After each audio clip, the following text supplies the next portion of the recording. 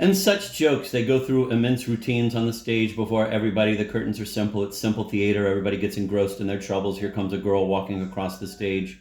Abe's been drinking out of the bottle. Meanwhile, he's been tricking Slim into emptying the bottle. Everybody, actors and audience, stare at the girl that comes out and strolls. The stroll is a work of art, and her answers better be juicy. They bring her out, the Spanish dancing girl, Lolita from Spain, long black hair and dark eyes and wild castanets. She starts stripping, casting her garments aside with an ole and a shake of her head and showing teeth. Everybody eats in her cream shoulders and cream legs, and she whirls around the castanet and comes down with her fingers slowly to her cinch and undoes the whole skirt. Underneath the pretty sequined virginity belt with spangles, she jams around and dances and stomps and lowers her hair to the floor, and the organist, Slim, who jumps in the pit for the dancers, is wailing tremendous wild bill jazz. I'm beating with my own feet and hands. It's jazz and great. That Lolita goes slumming around then, ends up at the side drape, revealing her breast bras but won't take them off. She vanishes off stage Spanish. She's my favorite girl so far. I drink her a toast in the dark. The lights go bright again, and out come Abe and Slim again. What you been doing out in the graveyard, says the judge, Slim behind his desk with gavel, and Abe's on trial. I've been out there burying a stiff. You know that's against the law. Not in Seattle, says Abe, pointing to Lolita. And Lolita, with a charming Spanish accent, says, he was the stiff and I was the undertaker. And the way she says that, with a little whip of her ass, kills everybody, and the theater is plunged into dark with everybody laughing, including me and a big Negro man behind me who yells enthusiastically and claps at everything great.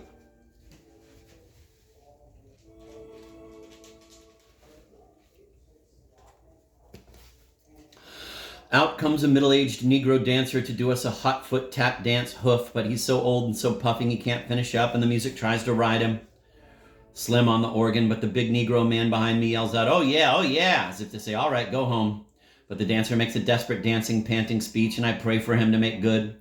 I feel sympathetic here. He is just in from Frisco with a new job, and he's got to make good somehow. I applaud enthusiastically when he goes off. It's a great human drama being presented before my all-knowing desolation eyes. Upside down. Let the drapes open more.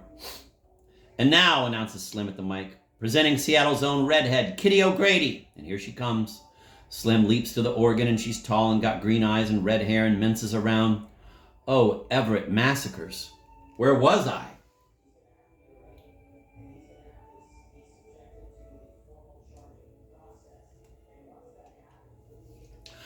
Pretty Miss O'Grady, I can see her bassinets, have seen them, and will see her someday in Baltimore, leaning in a red brick window by a flower pot with mascara and her hair masqueraded in shampoo permanent. I'll see her, have seen her, the beauty spot on her cheek. My father's seen the Ziegfeld beauties come down the line. Ain't you an old Follies girl, asks W.C. Fields of the big 300-pound waitress in the 30s luncheonette.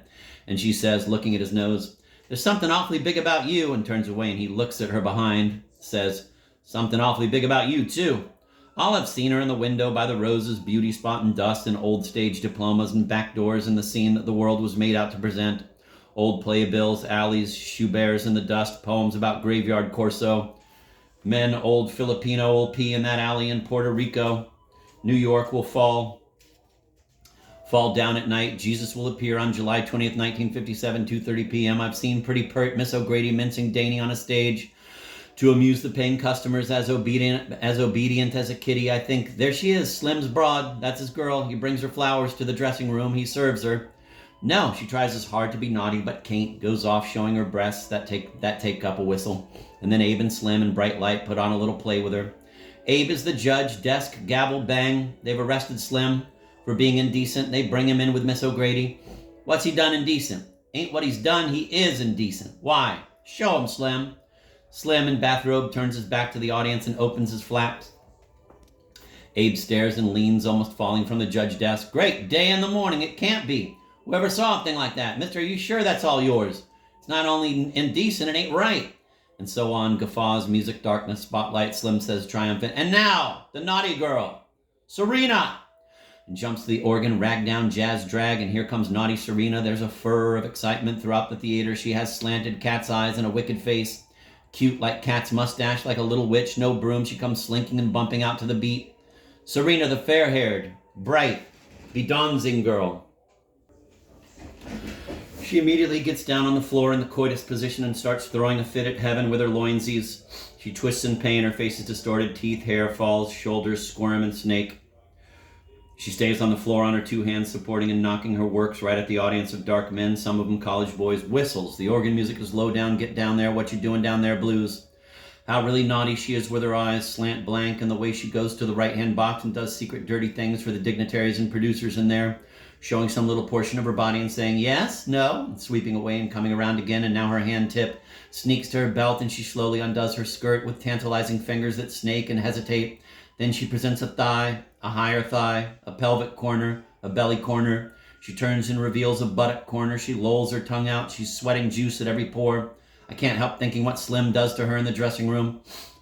By this time, I'm drunk. Drank too much wine. I'm dizzy, and the whole dark theater of the world swirls around. It's all insane, and I remember vaguely from the mountains it's upside down, and wow. Sneer, sleer, snake, slake of sex. What are people doing in audience seats in this crashing magician's void? Hand clapping and howling to music and a girl. What are all these curtains? What are all those curtains and drapes for, and masks and lights of different intensity playing everywhere, from everywhere? Rose, pink, heart, sad, boy, blue, girl, green, Spanish cape, black, and black, black. Ugh, ow, I don't know what to do. Serena, the naughty one, is now on her back on the stage, slowly moving her sweet loins. It's some imaginary god man in the sky giving her the eternal works. And pretty soon we'll have pregnant balloons and cast-off rubbers in the alley and sperm in the stars and broken bottles in the stars. And soon walls will be built to hold her protect inside some castle Spain Mad King house. And the walls will be cemented in with broken beer glasses, and nobody can climb to her snatch except the Sultan organ, who will bear witness to her too in time after the first black juices the worms love so. Then dust, atoms of dust, whether as atoms of dust or as great universes of thighs and vaginas and penises. What will it matter? It's all a heaven ship. The whole world is roaring right there in that theater, and just beyond I see files of sorrowing humanity wailing by candlelight, and Jesus on the cross, and Buddha sitting neath the bow tree, and Muhammad in a cave, and the serpent and the sun held high, and all Akkadian, Sumerian, antiquities, and early sea boats carrying courtesan Helens away to the bash final war, and broken glass of tiny infinity till nothing's there but white snowy light permeating everywhere. Throughout the darkness and sun, playing in electromagnetic gravitational ecstasy, passing through without a word or sign, and not even passing through, and not even being. But oh, Serena, come with me to my bed of woes. Let me love you gently in the night, long time. We got all night, till dawn, till Juliet's rising sun and Romeo's vile sink, till I have slaked my thirst of Samsara at your portal rosy petal lips, and left savior juice in your rosy flesh garden to melt and dry and ululate another baby for the void. Come, sweet Serena, in my naughty arms, be dirty in my clean milk, and I'll detest the defecate I leave in your milky empowered cyst and vulva chamber, your cloaken clarophile hool through which slowly drool the hall jism. The castles in your hassle flesh, and I'll protect your trembling thighs against my heart and kiss your lips and cheeks and lair and love you everywhere, and that'll be that. At the drape she parts her bra and shows the naughty teats and vanishes inside. The show's over. Lights come on, everybody leaves. I sit there sipping my last possible shot, dizzy and crazy. It don't make no sense. The world is too magical. I better go back to my rock. In the toilet, I yell at a Filipino cook, "Ain't those beautiful girls, hey, ain't they?" And he, loath to admit it, admits it to the yelling bum at the urinal. I go back upstairs to sit out the movie for the next show. Maybe next time Serena will fly everything off and we'll see and feel the infinite love. But my God, the movies they show. Sawmills, dust, smoke, gray pictures of logs splashing in water, men with tin hats wandering in a gray, rainy void, and the announcer, "The proud tradition of the Northwest," then followed by color pictures of water skiers. I can't make it. I leave the show by the side left exit, drunk. Just as I hit the outside night air of Seattle on a hill by red brick neons of the stage door, here come Abe and Slim and the colored tap dancer hurrying and sweating up the street for the next show. Even on an ordinary street, the tap dancer can't make it without puffing. I realize he has asthma or some serious heart defect, shouldn't be dancing and hustling. Slim looks strange and ordinary on the street, and I realize it's not him's making it with Serena, it's some producer in the box, some sugar candy. Poor Slim and Abe, the clown of eternity drapes. There he is, talking as ever and yakking with big, interested face in the actual streets of life.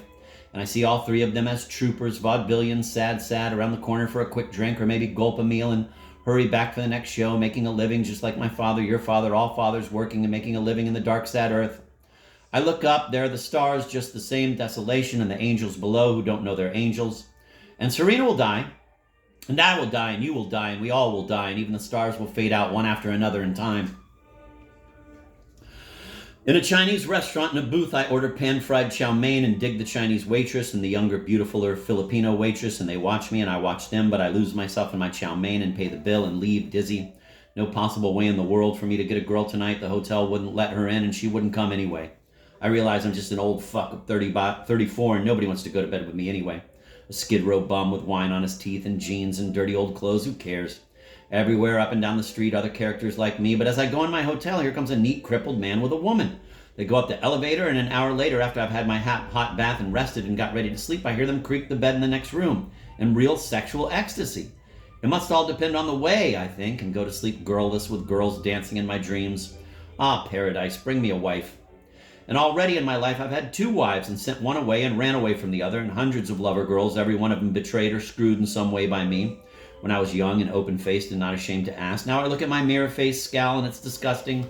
We have sex in our loins and wander beneath the stars on hard sidewalks, pavement and broken glass. Can't receive our gentle thrust, our gentle trust. Everywhere bleak faces. Homeless, loveless around the world, sordid alleys of night, masturbation. The old man of 60 I once saw masturbating for 2 hours straight in a cell in the Mills Hotel in New York. Nothing was there but paper and pain. I think, but somewhere ahead in the night waits a sweet beauty for me, who will come up and take my hand, maybe Tuesday, and I'll sing to her and be pure again and be like young arrow-slinging Gautama, vying for her prize. Too late, all my friends growing old and ugly and fat, and me too, and nothing there but expectations that don't pan out, and the void will have its way. Praise Lord, if you can't have fun, turn to religion, till they reestablish paradise on earth, the days of perfect nature, and we'll wander around naked and kissing in the gardens, and attend dedicatory ceremonies to the love god at the great love meeting park at the World Shrine of Love. Until then, bums. Bums. Nothing but bums. I fall asleep, and it's not the sleep in the mountaintop shack. It's in a room, traffic's outside, the crazy, silly city, dawn, Saturday morning comes in gray and desolate. I wake up and wash and go out to eat.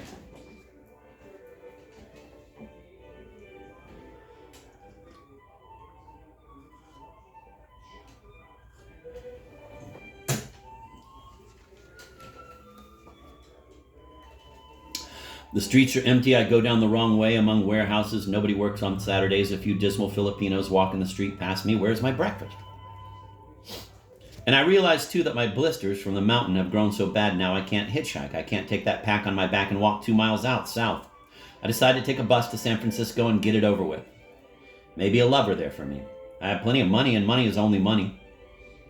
And what will Cody be doing when I get to Frisco, and Irwin and Simon and Lazarus and Kevin and the girls? No more summer daydreams. I'll go see what reality really has in store for me. To hell with Skid Row. I go up the hill and out and immediately find a splendid serve-yourself restaurant where you pour your own coffee as many times you want and pay that on an honor basis and get your bacon and eggs at the counter and eat at tables where stray newspapers feed me the news. The man at the counter is so kind. How you want your eggs, sir? Sunny side up. Yes, sir, coming right up, and all his stuff and griddles and spatulas as clean as a pin. Here's a real believing man who won't let the night discourage him. The awful, broken bottle, sexless gut night, but'll awake in the morning and sing and go to his job and prepare food for people and honor them with the title Sir to boot. And exquisite and delicate come out the eggs and the little shoestring potatoes and the toast crisp and well buttered with melted butter and a brush. Ah! I sit and eat and drink coffee by the big plate glass window looking out on an empty, bleak street. Empty but for one man in a nice tweed coat and nice shoes going somewhere. Ah, there's a happy man. He dresses well. Goes believingly down the morning street. I take my little paper cup of grape jelly and spread it on my toast, squeezing it out and drink another cup of hot coffee. Everything will be all right. Desolation is desolation everywhere, and desolation is all we got, and desolation ain't so bad. In the papers I see where Mickey Mantle ain't going to beat Babe Ruth's home run record. Well, oh well. Willie Mays will do it next year. And I read about Eisenhower waving from trains on campaign speeches, and Adlai Stevenson so elegant, so snide, so proud. I read about riots in Egypt, riots in North Africa, riots in Hong Kong, riots in prisons, riots in hell everywhere, riots in Desolation Angels rioting against nothing. Eat your eggs and shut up.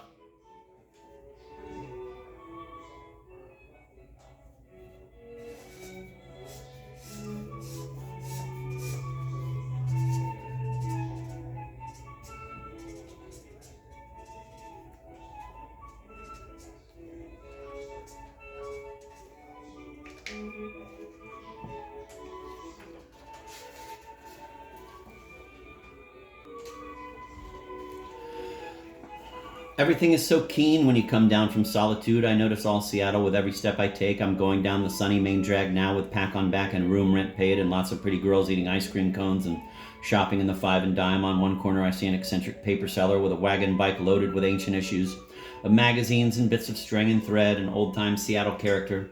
The Reader's Digest should write about him, I think, and go to the bus station and buy my ticket to Frisco.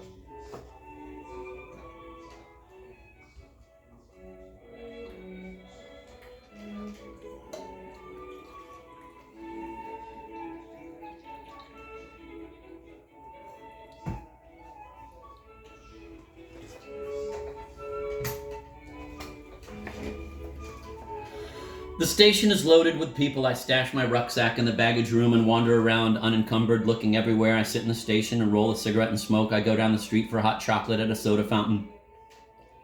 A pretty blonde woman is running the fountain. I come in there and order a thick milkshake first, move down to the end of the counter and drink it there. Soon the counter begins to fill up and I see she's overworked. She can't keep up with all the orders. I even order hot chocolate myself finally, and she does a little, oh my. Two teenage hep cats come in and order hamburgers with ketchup. She can't find the ketchup, has to go in the back room and look, while even then fresh further people sit at the counter hungry. I look around to see if anybody will help her. The drug clerk is a completely unconcerned type with glasses who in fact comes over and sits and orders something himself, free, a steak sandwich. I can't find the ketchup, she almost weeps. He turns over a page of the newspaper. Is that a fact? I study him, the cold, neat, white-collar, nihilistic clerk who doesn't care about anything but does believe that women should wait on him. She, I study, a typical West Coast type, probable ex-showgirl, maybe even sob, ex-burlesque dancer who didn't make it because she wasn't naughty enough, like O'Grady last night. But she lives in Frisco, too. She always lives in the Tenderloin. She is completely respectable, very attractive, works very hard, very good-hearted, but somehow something's wrong, and life deals her a complete martyr deck. I don't know why. Something like my mother. Why some man doesn't come and latch on her, I don't know. The blonde is 38, fulsome, beautiful, sad, Italianized eyelids and high cheekbones. Creamy, soft, and full, but nobody notices her. Nobody wants her. Her man hasn't come yet. Her man will never come, and she'll age with all that beauty in that self-same rocking chair by the potted flower window. Oh, West Coast. And she'll complain. She'll say her story. All my life I've tried to do the best I could, but the two teenagers insist they want ketchup, and finally, when she has to admit she's out, they get surly and start to eat. One, an ugly kid, takes a straw and to pop it out of its paper wrapper, stabs viciously at the counter. As though stabbing someone to death, a real hard, fast death stab that frightens me. His buddy is very beautiful, but for some reason, he likes this ugly murderer, and they pal around together and probably stab old men at night. Meanwhile, she's all fuddled in a dozen different orders, hot dogs, hamburgers. Myself, I want a hamburger now, coffee, milk, limeades for children, and cold clerk sits reading his paper and chewing his steak sandwich. He notices nothing. Her hair is falling over one eye. She's almost weeping. Nobody cares because nobody notices, and tonight she'll go to her little clean room with the kitchenette and feed the cat, go to bed with a sigh, as pretty a woman as you'll ever see. No look and bar at the door, an angel of a woman, and yet a bum like me with no one to love her tonight. That's the way it goes. There's your world. Stab, kill, don't care. There's your actual void face. Exactly what this empty universe holds in store for us. The blank. Blank, blank, blank. When I leave, I'm surprised that instead of treating me contemptuously for watching her sweat a whole hour, she actually sympathetically counts up my change with a little harried look from tender blue eyes. I picture myself in her room that night, listening first to her list of legitimate complaints. But my bus is going.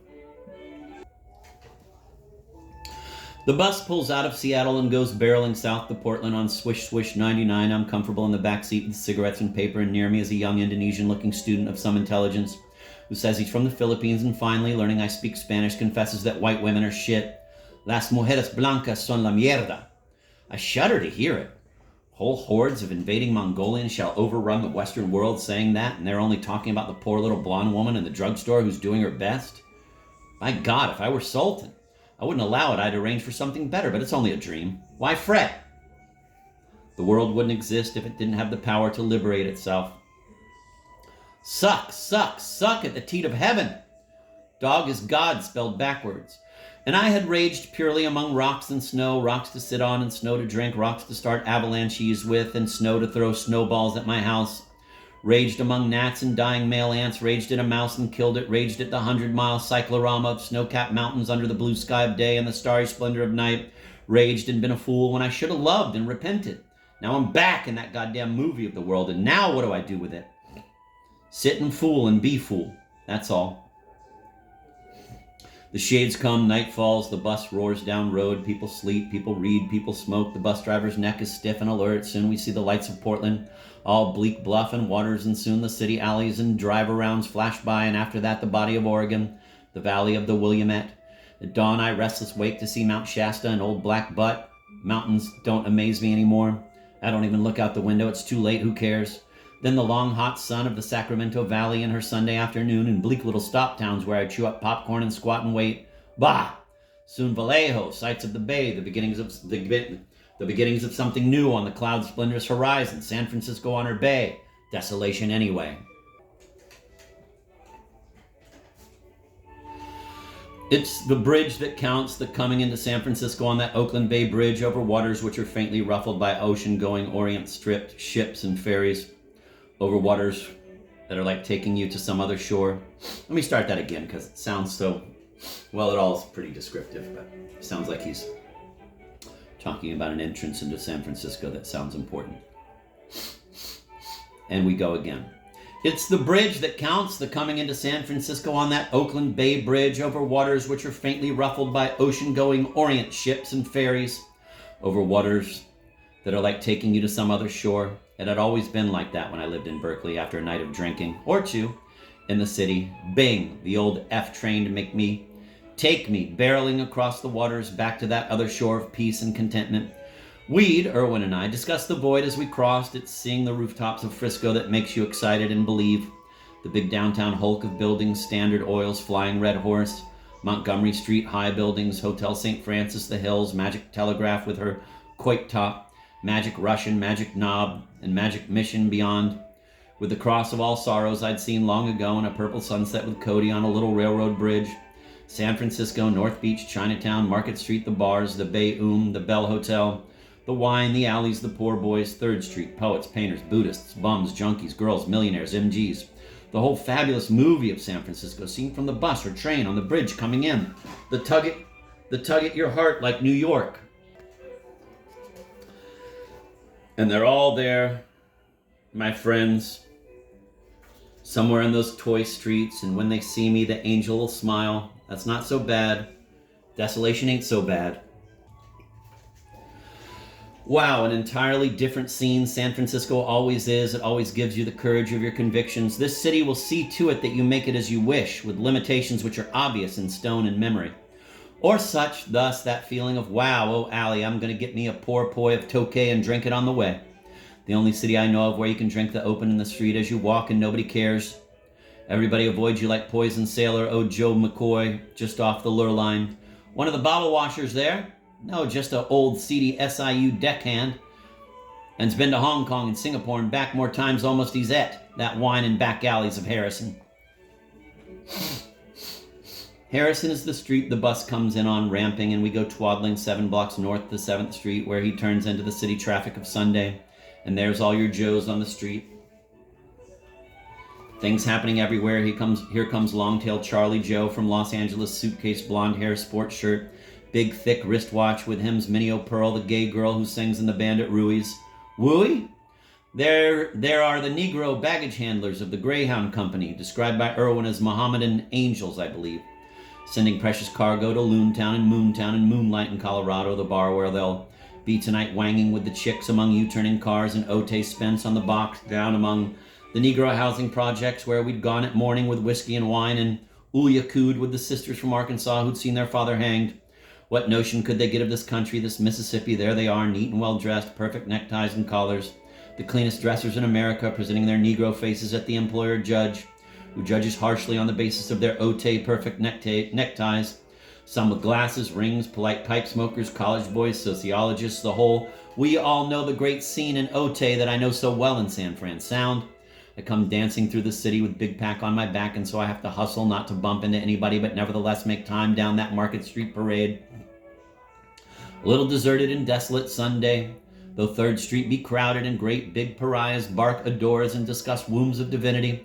It's all hounds a pack. I crap along and farty up Kearney towards Chinatown, watching all stores and all faces to see which way the angel points this fine and perfect day. By God, I'm going to give myself a haircut in my room, I say, and make it look like a something. Because first thing I'm going to do is hit that Otay sweet saxophone seller. where I'll immediately go for the Sunday afternoon jam session. Oh, they'll all be there, the girls with dark glasses and blonde hair, the brunettes in pretty coats by the side of their little boy, the man raising beers to their lips, sucking in cigarette smoke, beating to the beat of Brewmore, the perfect tenor saxophone. Old Brew, he'll be high on brew, and me too, I'll tap him on the toenail, I think. We'll hear what the singer's got to say today, because all summer I've provided myself my own jazz, singing in the yard or in the house at night whenever I had to hear some music. See which way the angel pours the bucket, what stairs down she goes, and Ote jazz afternoons, and the Mori Ote nightclub okay. Music, because all these serious faces will only drive you mad. The only truth is music, the only meaning is without meaning. Music blends with the heartbeat universe, and we forget the brain beat.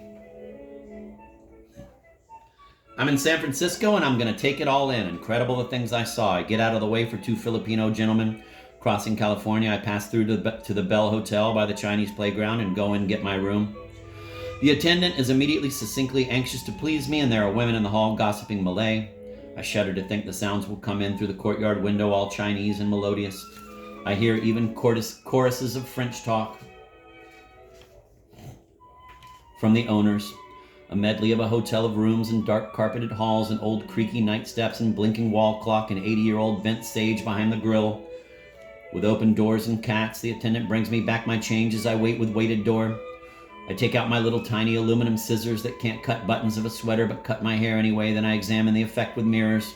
Okay, then I go and shave anyway. I get hot water and I shave and I square away, and on the wall is a nude calendar of a Chinese girl. A lot I can do with a calendar. Well, said the bum in the burlesque to the other bum, two limeys, I'm having her now. And hot little flames.